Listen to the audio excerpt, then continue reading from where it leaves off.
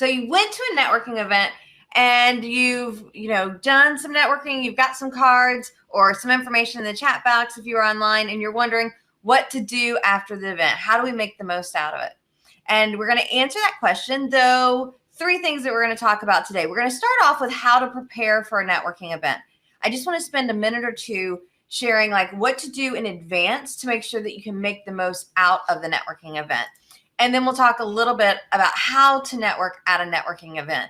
Again, not a very long conversation, but we just want to kind of touch the top of the trees there, because both of those conversations will help us out with what to do after the networking event. And so a little bit of prep up front will make our results even more powerful. So we've got our first comment from one of our Facebook users sharing what we've got going on. So this is Matt Wilkerson. Thanks, he added that into the next one. So Matt says, always make contact with who you wish to conduct with right away. He says connect with, so not conduct. So always make contact with who you wish to connect with right away. So love that, Matt. This idea of, hey, after the networking event, we want to do it soon and quickly. Yes, so very much. And you may want to send them a nice card afterwards. So we got some great ideas coming in. We will come back to your ideas after we get through. Let's really quickly touch on this, how to prepare for a networking event. So in the 4.5 networking mistakes, which I keep my copy.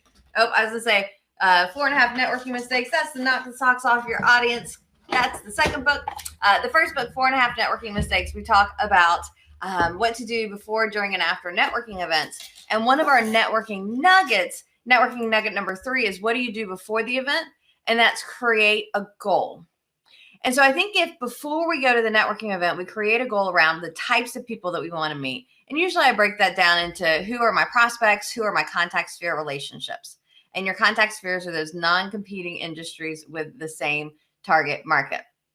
So we want to figure out those people that are there. Now, often as I'm preparing for the event, as I'm even scheduling it into my calendar, I want to schedule time in my calendar to do the follow-up, which is going to be key. And we'll talk about in the conversation on after the networking event. But this way we can set a goal, because we know that I have the time set aside to meet with those prospects, to meet with those referral sources. So we want to start off and we want to create that goal. That's what we're going to do in our preparations. And I've got a longer video on YouTube that goes into more details. But let's flip over to this, how to network at a networking event. I get there's a lot of different networking events. I get there's a lot of different ways to go about this. One of my, it doesn't matter what kind of event it is, online, in person, if I get to give a commercial or it's mix and mingle, my goal when I go to a networking event is I want to book a meeting from the meeting. So I'm at the meeting and I want to book that meeting. So if I'm in person, could we pull out our, calendars that we keep on us electronically and say, okay, let's book that meeting. Let's find out, let's go ahead and set the date. So that's one way to do it. If we're on Zoom, if there's somebody on Zoom and I'm seeing them in the room, Zoom room, whatever, and I'm like, ooh, this could be a good connection for me, I may send them a private message and say, hey, I would love to get together. And here's my calendar. So I do use an online calendar. And when I send the message, usually it's like, hey, pick a time for my calendar or let me know a good time for you. And I would say not even 1 in 10, maybe twice or 3 times in the entire time I've used an online calendar, somebody was like, oh, what about this time?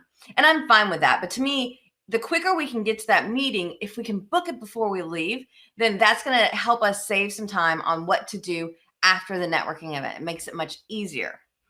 Now, if we happen to be in person and I'm doing that mix and mingle networking, I like to utilize my funneling conversation. So my funneling conversation is a series of questions that I can utilize to determine in less than a minute, is somebody a good fit for me as a prospect? Is somebody a good fit for me as a referral source? And so I think that's a powerful thing. We're actually putting out a video on YouTube that goes into great detail on what is the funneling conversation. So you can pop over to YouTube. I think I love here on Restream because I'm like, oh, let me put up my little captions. trying to be fancy here. So this is my YouTube channel, youtube.com/Tiffanie Kellog. So you can pop on over there to check out any of the videos, especially the one on the funneling conversations. All right. Oh, so we did have Matt share. When he's getting prepared for the networking event, when he's networking, like his preparation, we talked about that networking nugget number 3, set a goal. He says, I always have 1 to 2 names I want to shake hands with. Yes, Matt, I love that. Like having an intention of who do I get to find? And if I'm at the event and I'm trying to figure out, who is the person that I want to shake hands with? I might be able to ask, the person hosting the event or somebody else that I know. Now, Matt also wants to know, I'm assuming this is Matt, it might not be, what about avocado toast?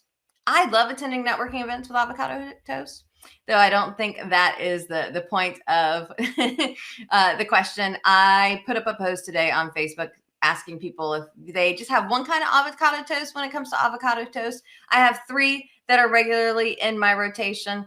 How about you? Tell us about your avocado toast. Why not?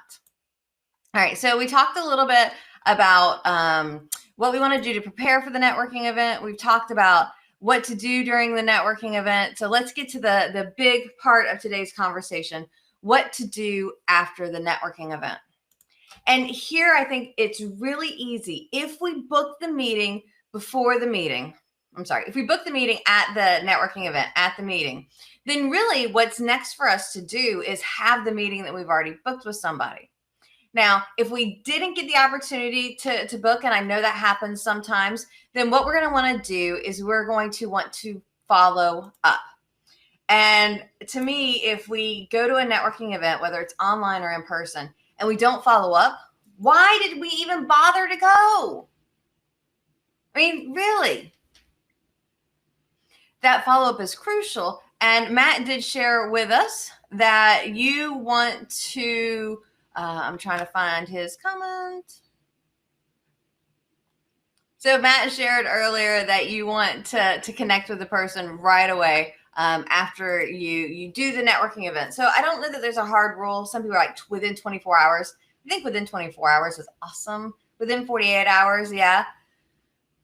72 might be at the edge of it. I mean, if it's a Friday afternoon and you follow up on Monday, I think that's fine. That's, a couple business days. So we want to keep that connection, follow up quickly. Now, I do usually get asked what's the best way to follow up. And my Cliff Notes version of this conversation, because I have a longer video of that over on YouTube. Best ways to follow up. Number 1, send a card. I think it's unusual for people to send a card, so you stand out in a very powerful way. Though, do know it is a one-way conversation, so you will probably have to follow up another way. The second way to follow up is whichever you will actually do.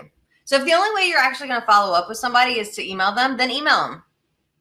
The only way you're going to follow up with somebody is to text them, then text them. Whatever you're going to do it. And then the third way I like to answer the question, what's the best way to follow up, is remember the platinum rule.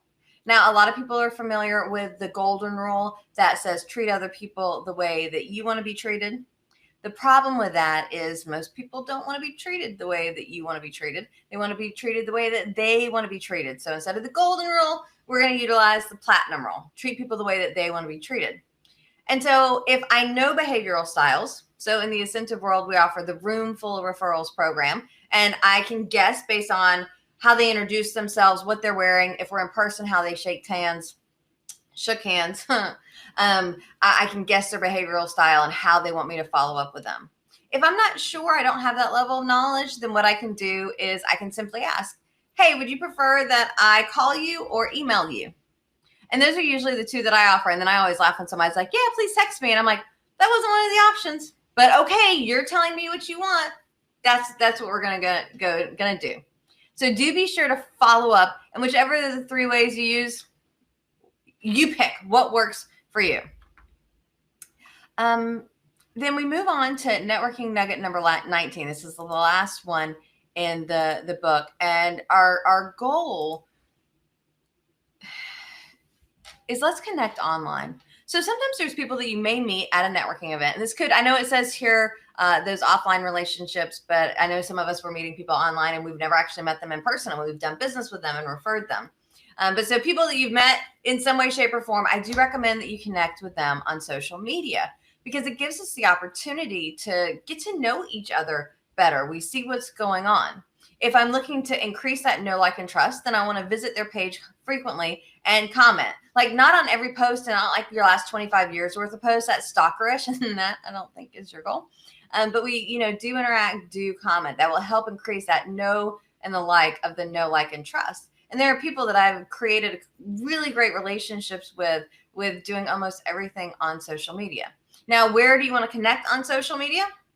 My rule of thumb is, if I've met you at a networking event, I feel it's appropriate for me to send you a LinkedIn connection.